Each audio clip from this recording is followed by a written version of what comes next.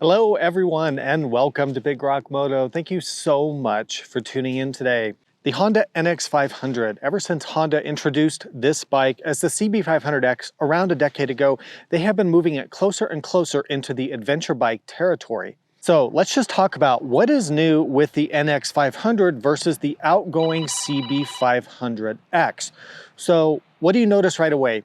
The new TFT dashboard is a huge improvement over the outgoing LCD display.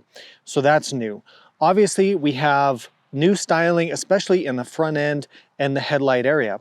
Also new are the wheels. While they're still cast aluminum wheels, 19-inch in the front and 17-inch in the back, they've reduced the weight on the wheels, which helps handling, helps the suspension work better, and reduces the motorcycle's weight, or helps reduce the overall weight, about 7 pounds or 3 kilograms versus the outgoing CB500X. We also have different engine tuning, a different ECU or engine control unit. We have firmer suspension settings, which is very, very noticeable. We also have the introduction of a switchable traction control system. So while Honda have not radically changed the successful model that they had with the CB500X, for the NX500, we do see some very notable and very useful improvements, and the price has not really gone up. All right, let's cover the specs and then take you on a tour, show you about all the features of the NX500. So price tag, $7,399 here in the US as for the 2024 model year. Weight is 432 pounds or 196 kilograms, which is a little bit lighter than last year's model. The engine is a 471cc parallel twin, 47 horsepower, and 32 foot-pounds or 43 newton-meters of torque. Fans of using regular gas will be happy to know that it's a low compression, 10.7 to 1, so you don't have to worry about premium gas. Seat height on this bike, 32.8 inches or 833 millimeters. Fuel capacity is 4.6 gallons or 17.5 liters. And since this bike gets 60 miles a gallon, and I'll do the metric conversion here below, you can often travel over 250 miles or 400 kilometers easily on a tank of fuel, which is fantastic. Our wheel set, it's cast aluminum wheels, 19-inch in the front and 17-inch in the back. Suspension travel is 5.9 inches or 150 millimeters in the front and 5.3 inches or 135 millimeters in the back. You've got 7 inches or 180 millimeters of ground clearance, which is not very much, but should be good enough for most dirt roads. All right, I just want to give a huge shout out to the sponsor of today's video, Insta360. So I've been using their brand new X4 360 camera for the past several months, and there's a few really cool features and upgrades on this camera that I want to talk about. First is that this new X4 captures video in up to 8K resolution. What that means is that when we crop the video down from that 360 image to a normal size video or zoom in, we get a much better image quality. Next is the versatility that the X4 offers. So not only can you use this as a 360 camera, you can also put it in single lens mode and use it almost as you would a normal single lens action camera. Next thing I really like is they've really improved the ruggedness and the durability of the X4. So you now get removable lens guards. You can get a plastic version or a glass version, and they remove if you don't need them. They're a great way to protect your lens from scratches and dirt and things like that you might encounter. The Insta360 X4 has been an incredibly valuable photographic tool for me with what I do, and I highly recommend you check them out, and there'll be links down below to do that. Thanks again, Insta360, for sponsoring today's video. Let's take a tour of the bike, starting with the lighting. You can see the LED light in the front, LED turn signals. You do have hazard flashers, which I have here turned on for demonstration reasons. Here you can see the rear lighting signature of the bike with this tail light and then the turn signals there. So we'll go ahead and turn that off. Coming back to the front of the bike, you can see a windshield, which doesn't have any adjustments, although it looks like it does. It actually doesn't. It's fixed in place. Talked about the headlight fairing, very nice minimal design, inverted front forks. The front wheel, it's nice looking design. These are lighter wheels than the previous bike, so that was a big improvement. Dual disc brakes up front. There was a point in time where you only got one disc a few years ago. Recent bikes have the dual disc, which is much better for stopping. You do have these exhaust headers that hang pretty precariously low here to the ground. These are, watch out for big rocks on the trail. You can see the ground clearance here is, you know, a little bit limiting. Coming around here to the side, you can see the side fairings. The engine does stick out a little bit here from the side, which I guess doesn't really matter too much, just something I wanted to point out.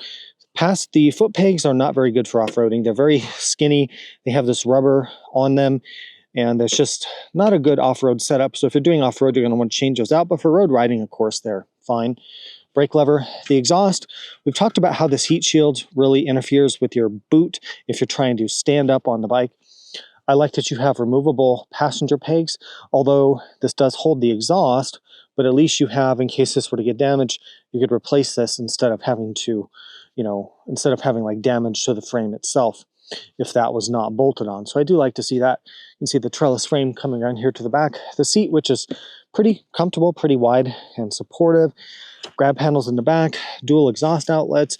You can see our 160 width rear tire on a 17-inch rim. Rear setup there, passenger peg, kickstand. I have my trusty pine cone to keep the bike more upright. You can see this side of the engine, a few more hoses and things like that. Nothing too much, you know, it's just kind of a basic motorcycle. Chain drive, looks like pretty easy chain adjustment. Should be pretty easy to work on overall with this bike. Fuel tank, like how it's nice and big. Jumping up onto the bike here, you can see our controls. Traction control, lights, 4-way joystick for the TFT, horn, turn signals, non-adjustable control levers. Actually, no, you do have an adjustment on the front brake for the reach, no adjustment for the clutch. Cable clutch, mirrors, very nice, big, usable, really easy to use switch gear, big buttons, super easy to use. Even if you were half blind, you could probably still ride this bike. Not that I recommend riding if you're blind. You can see the front suspension key, very basic but good quality. Everything feels like it's nice, high quality. I like how you get a GPS bar here. You can mount a phone mount or a GPS or whatever you want to do up here. It's really, really nice that they included that. My bike doesn't have power outlets, but you can see there is a provision here for an optional power outlet. And I'm not sure what this is for. Maybe a button for like fog lights or heated grips or something else. I'm not really sure. Taking a look at our TFT here, we've got a fuel gauge, gear indicator, some warning lights, a clock.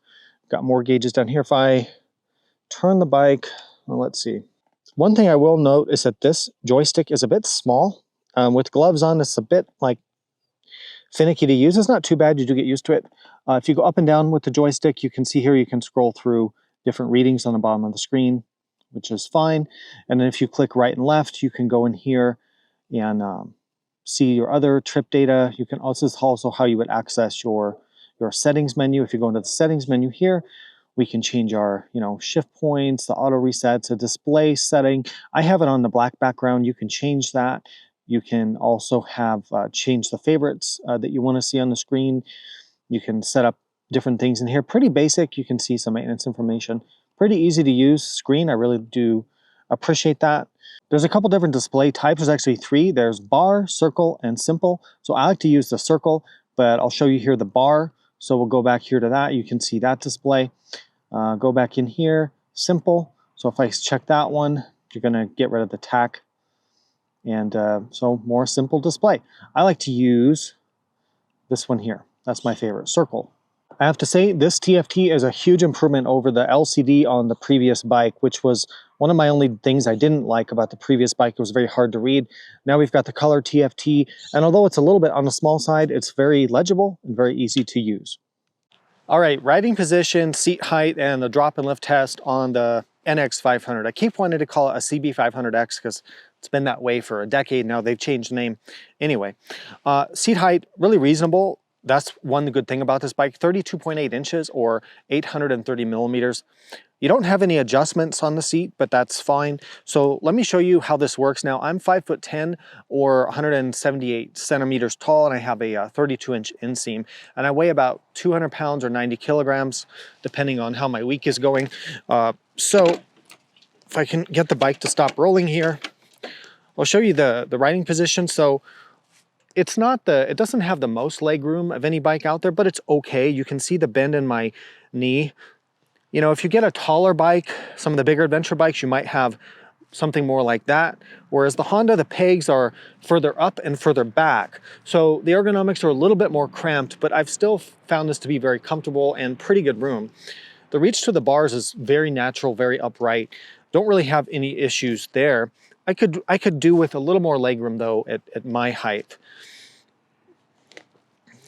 In terms of the reach to the ground, it's very, very easy. That's what makes this bike so good compared to an Africa Twin or even a Transalp, really. It's low to the ground, it's lightweight, it's accessible to more people. Now, this bike really is light, and let me show you what I mean by that.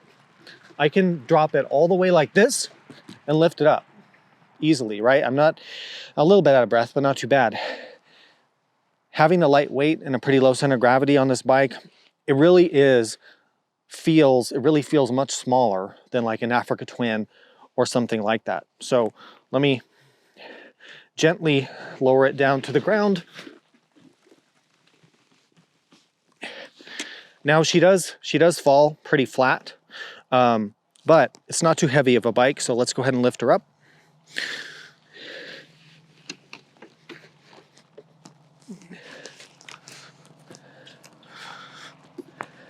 Stay.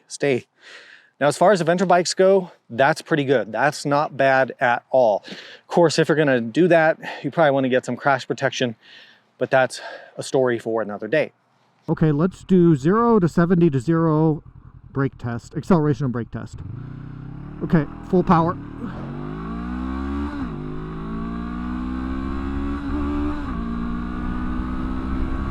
"65, 70, full brakes." You know what? This thing stops pretty darn good. Not bad at all.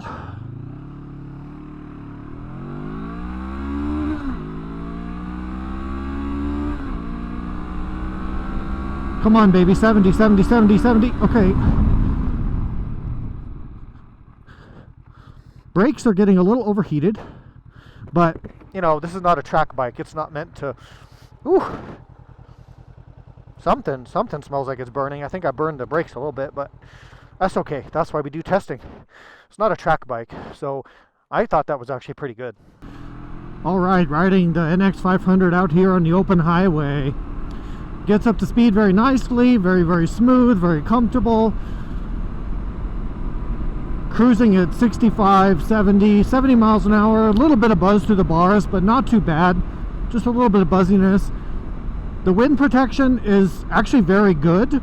In my height, if I duck down like a couple inches, I feel like I have pretty good wind protection. I could use a windshield that was just a little bit taller, and I think that would make it about perfect.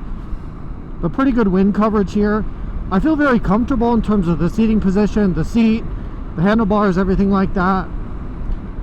It would be nice to have cruise control, but bikes at this price point typically don't come with cruise control.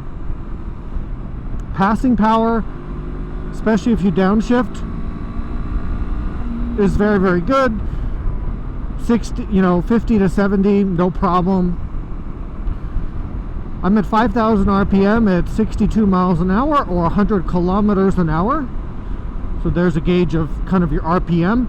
Some people have said the bike is geared too short. I don't know. I guess if you're cruising at 80 or 90 miles an hour a lot, you might think the gearing is short, but it doesn't seem too short to me. I really like the mirrors. They have a big wide view, very clear, not very buzzy, maybe a little bit once you get to the higher speeds, but overall this is really not a bad place to have to spend time on the highway or the freeway. All right, let's send this bad boy on some twisty roads. Full power. Angry vacuum cleaner.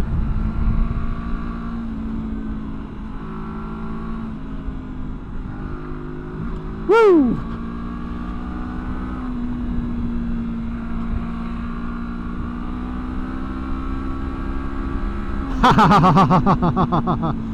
Woo! Full power! Full power!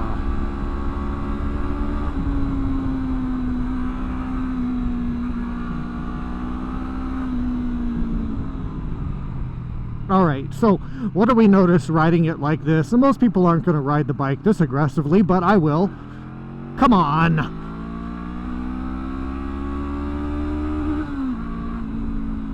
So the rev cutoff is about 9,000 RPM.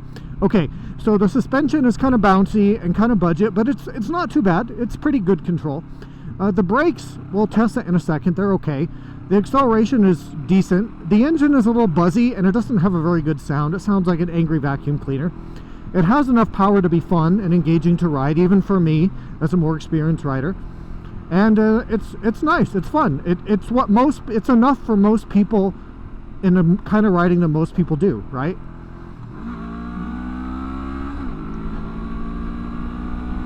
Ha ha ha! Punch it!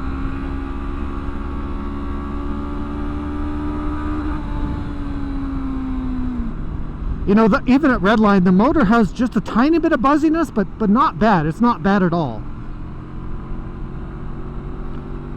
I can still pull uphill even in 4th gear at 65 miles an hour. That's good. This is a really fun, little agile, quick handling little bike. It's nice. Alright, let's test the NX500 off-road. In my usual testing area here, a lot of rocks, embedded rocks, loose rocks, lots of deep ruts. We can really test the limits of the suspension. Obviously, we've got these factory tires that aren't great. We've got all the limitations that we've kind of talked about throughout the video. But because this bike is relatively light, relatively low to the ground, just easy to ride, as long as you keep your speed in check, you can actually do okay off-road, just realizing that it's not a hardcore off-road bike. You have limited ground clearance, limited suspension travel. So let me show you how this is. Now I'm going to run with traction control on. I've actually found that the traction control is not too intrusive. I'm surprised. Usually Honda is very intrusive with their safety systems. It's not too bad, and I don't find it to be a major limitation. I guess if you were in deep sand, you'd want to turn that off to get the wheel spin, but on a dirt road like this, the traction control actually works really well. Now, there's no way to turn off ABS. That is disappointing. I don't understand why we have an adventure bike where we cannot turn off ABS. Honda must think or must know that most of the buyers of this bike don't go off-road, and if they do, they're not going in difficult off-road where they would need to turn ABS off, and that's probably correct. But for myself, I would actually like to see ABS off, but I'll show you how we can stop in the dirt even with the ABS on. It actually works pretty well. So what you notice when you ride this bike off-road is that the suspension is pretty bouncy. All right, it doesn't have a lot of travel, but what travel it does have, it makes pretty good use of it. Let's smash into this thing. Yeah, I mean, my butt flew off the seat there, and I didn't bottom the bike out. The suspension is nice and firm, which gives it a pretty controlled ride. It just makes the ride a little bit more bouncy than you might want, but it just doesn't have a lot of travel to work with. Now, if I stand up, standing up on this bike is not a very good situation because the foot pegs don't really work for that. Your boot is hitting that exhaust shield like I showed in the other segment, and the ergonomics are just kind of awkward for standing up. So in my opinion, this is a sit down, cruise and enjoy the scenery, which we certainly can do today. Sit down, cruise, enjoy the scenery off-road bike. But with that being said, you'll go most places. You just won't go as fast or as aggressive as some of the other bikes, but that's okay. That's okay for a lot of people, I think. I can never get these cameras to stay. So what else should we talk about off-road? Oh, let me show you the braking. So let me get to the smoother section down here to show you some of the braking and the traction control. So kind of bumpy here. If I go 30 miles an hour, brakes all the way on. See, you can actually haul this bike down pretty good, even with the ABS on. Let me show you the traction control. See, there's the traction control cutting in. But it's still, I mean, I can still shoot up, whoa, I can still shoot up to speed pretty good, even with the traction control on. And I like how they made it super easy to turn off, and you can turn it off while you're riding. And a little light comes up on the dash. Now, if I do that, woo! Now I got no traction control, so I'm going to turn that back on. Let me go downhill. Oh, I did bottom the fork there. Let me go downhill, braking, ABS, full ABS. You know what? I don't think you're going to stop the bike much better with ABS off, to be honest with you. So I kind of like it. I think it actually works. I'd still like to be able to turn off the rear, just so I could have fun with the rear brake, but oh well, you just don't get that.